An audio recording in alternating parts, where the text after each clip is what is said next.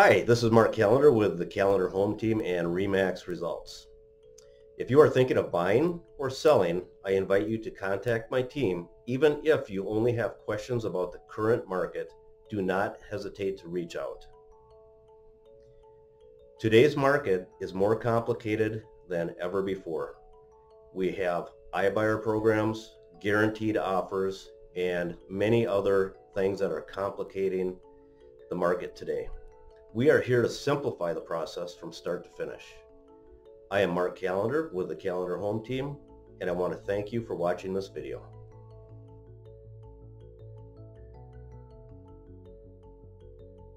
Hi everybody, thanks for joining me again. We're going to do our part 2 of the iBuyer program and the process. We're going to talk about the pros and cons of the iBuyer process today as a follow-up to our last video. The pros of the iBuyers are the following. You can sell your home very quickly. That's the number one thing that they advertise, these iBuyer programs. You don't need to find a real estate agent. You don't need to clean the house, repair it, stage it, or hold open houses. Those are highlights of these iBuyer programs when they advertise.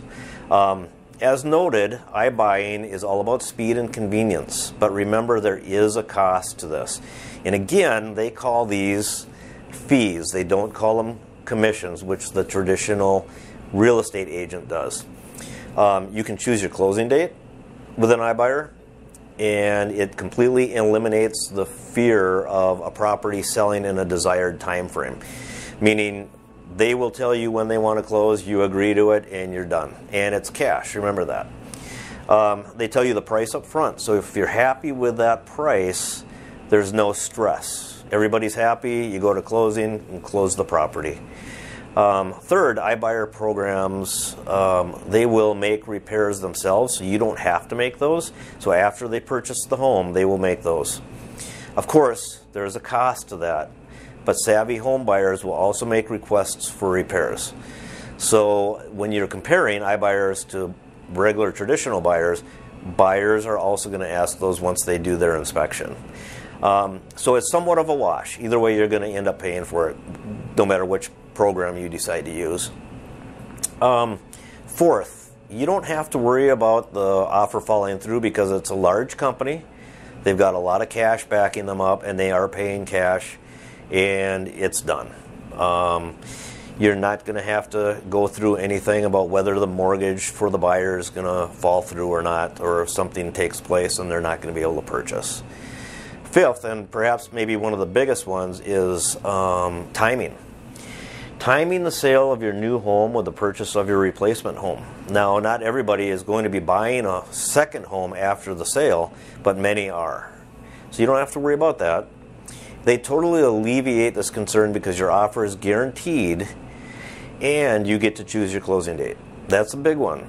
So if you're buying on the other end, you get to choose when that you can coordinate that timing.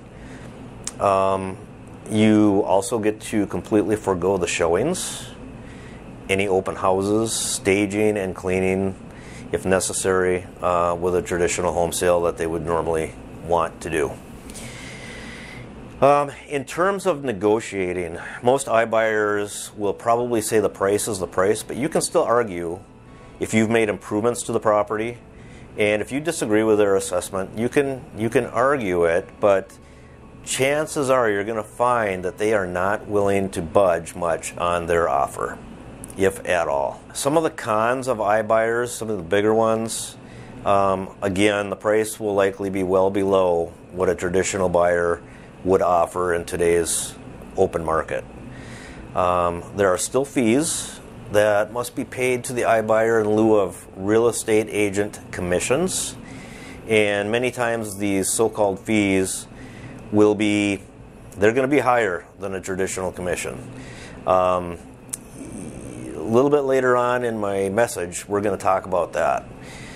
Repairs will also cost you even if you don't need to complete them yourself. They're going to charge you for repairs they're going to make after they purchase the home. Buying and selling homes shouldn't necessarily be rushed either. That is a no-no in the traditional market anyway. We've highlighted some of the pros of iBuying, namely the quick and easy process and all cash offer. It sounds like a no-brainer, but unfortunately there is a cost to the convenience.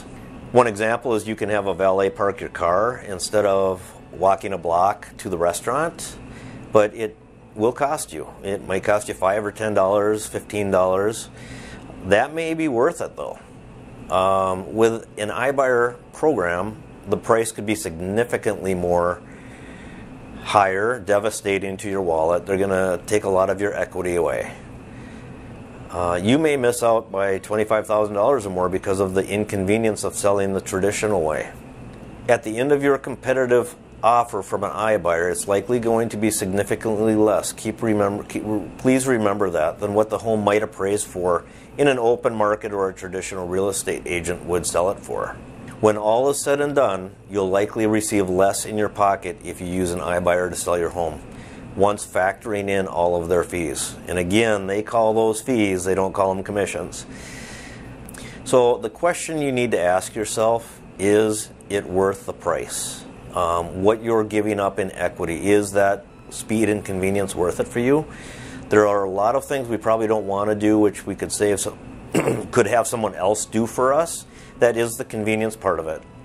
But there's a cost involved, and when talking about a very large transaction, the price is likely going to be steep. Of course, you can always take the iBuyer up on their free offer to see if it's close to what you'd be getting in the traditional market or the traditional route of using an agent and showing the agent's fees against the iBuyer program fees.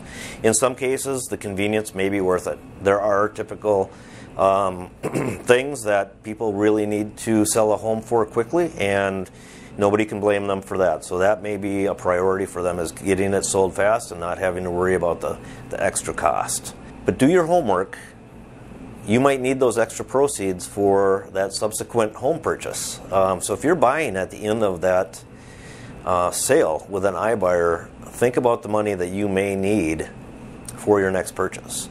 In fact, I will offer you this. Let's do a side-by-side comparison, and maybe in an upcoming video I will have a client interview who did the price comparison with an iBuyer and in the traditional market, and I can show you the difference.